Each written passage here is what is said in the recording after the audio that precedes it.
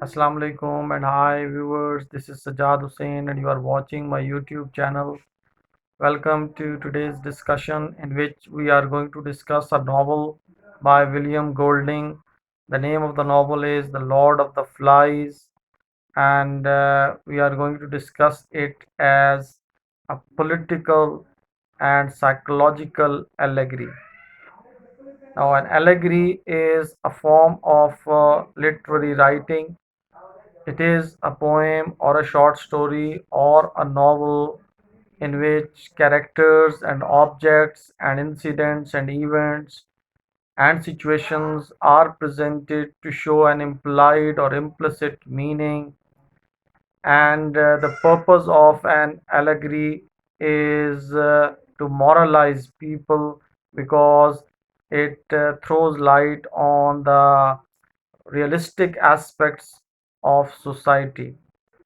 Gulliver's Travels by Jonathan Swift is a very good example of political and social and religious allegory.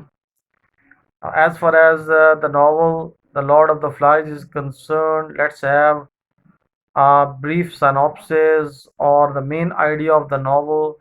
When the novel starts, we find out that there is a pack of British boys who are marooned on an uninhabited and deserted island.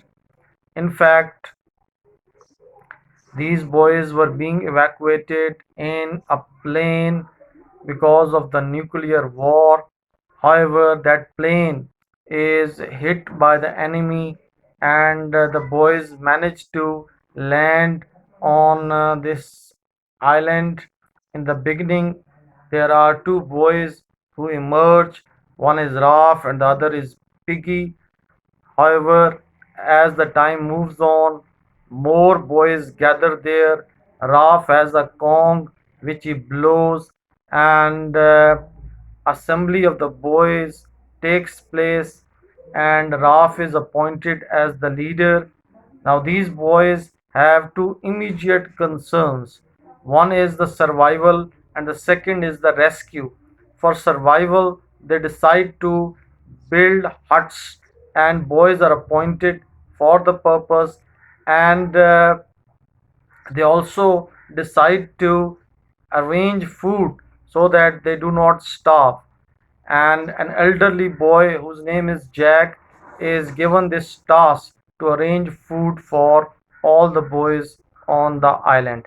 As far as rescue is concerned, they decide to build fire on a mountain that is situated in the vicinity so that this fire should act as a signal for the passing by ships, and they can be rescued.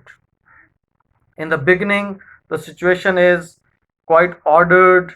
There is great discipline, and everything is in a perfect situation. However, as the time moves on, there is disruption and there is destruction, and this disruption and this disorder and indiscipline leads to violence, and because of this violence, death of Piggy and death of Simon takes place, and Ralph, who was the leader, manages to run to save his life, and he hides himself in a forest, but that forest is put on fire by Jack and his hunters in order to trace him. And when the novel ends, we find out that Ralph is at the feet of a naval officer who has come there by seeing that fire which acts as a signal, and this naval officer chides the boy and he snubs the boy because he cannot believe that civilized English boys can behave in such a brutal and barbaric manner, and the novel comes to an end. Now, psychological allegory. No doubt, the novel presents enough details regarding child psychology, and it can be interpreted as a psychological allegory. We come to know that the boys are away from the parental control when they were in civilized society, when they were under the control of their parents and control of their elders. They behaved in a civilized manner, in a sophisticated manner, and their attitude was quite decent. However, on this island, they are away from the parental control. There is no authority exercised on them, there is no control on them. Therefore, they show their true mischievous and naughty and later on brutal instincts. And this is what, in an implicit manner, Golding wants to communicate, that the boys behave in a decent manner because of the parental pressure that is exerted on them. Once that pressure is removed, their true brutal instincts and brutal feelings appear, and they behave in a vicious manner. And this is not only true for the boys, it can also be applied to the grown ups. We find out that because of societal pressure and religious pressure and familial pressure and pressure of different sort, sometimes grown ups behave in a civilized manner, and when this pressure is removed, their brutal instincts emerge, and they also show their violence, and they also show their primitive natures. So this is important. After reading the novel, this is an important aspect that emerges in front of us. And another important psychological aspect of the novel, which makes it a psychological allegory, is Freud's theory of personality. According to Freud, there are three important parts, or there are three important aspects of personality, three important elements that make up one's personality, and these are id and ego and superego. Id is the intuitive or impulsive part of the personality. Superego is the idealistic part of the personality, and ego is something that acts as a mediator, or that acts as a bridge to link these two extremes. In the novel, we find out that id is shown through Jack, who is the villain of the piece, and superego is shown through Piggy, who is a symbol of intellect and knowledge and science, and these two extremes are neutralized through the character of Ralph, who is highly realistic. I hope this aspect is clear.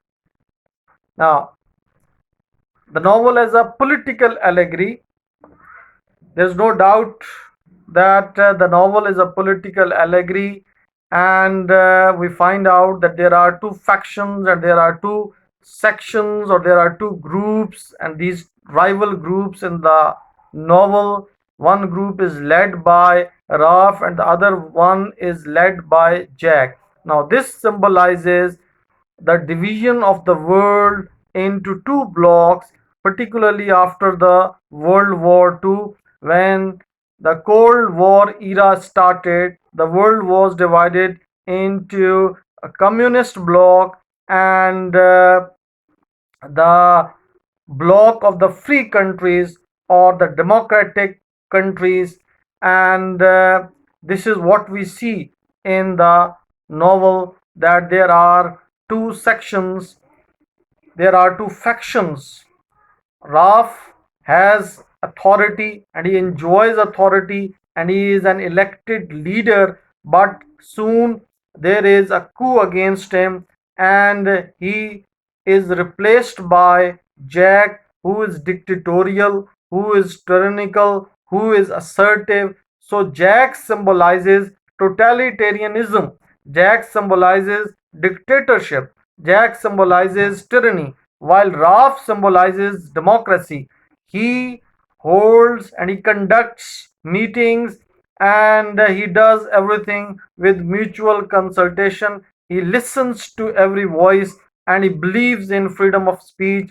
And the Kong, and sometimes it is pronounced conch, the Kong that is there is a symbol of authority, is a symbol of power.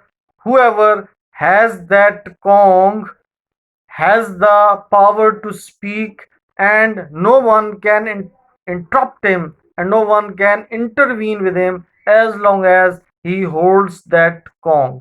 So this is also important aspect of this novel as a political allegory. Then we see that there are littlens, smaller boys, and relatively elder boys who are called biguns. Now, these two classes of the boys symbolize and metaphorically represent the two classes that we have in society.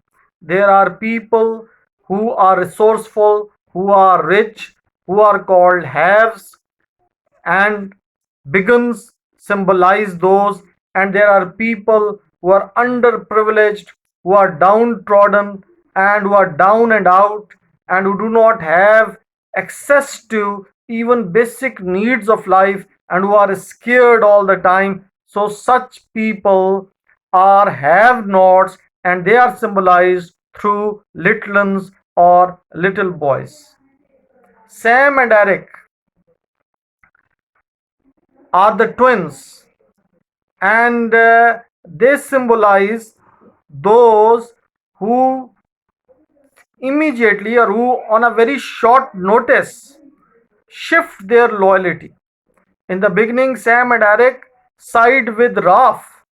However, when Jack tries to overthrow Raf, he coercively and forcefully changes the loyalties and sympathies of Sam and Eric, so they become his followers. And this is how the change occurs in the attitude of the people in society.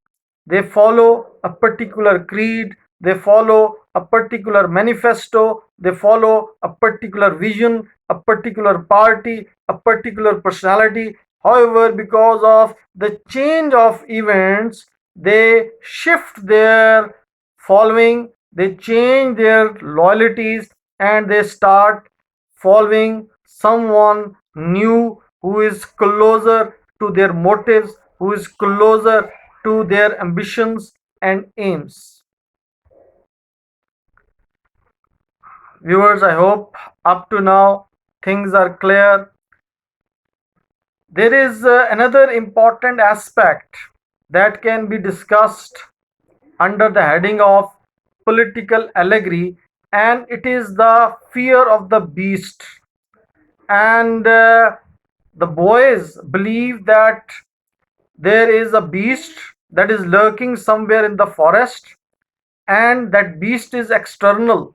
In fact, they are referring to the danger that a nation has of the foreign invaders, outside occupants.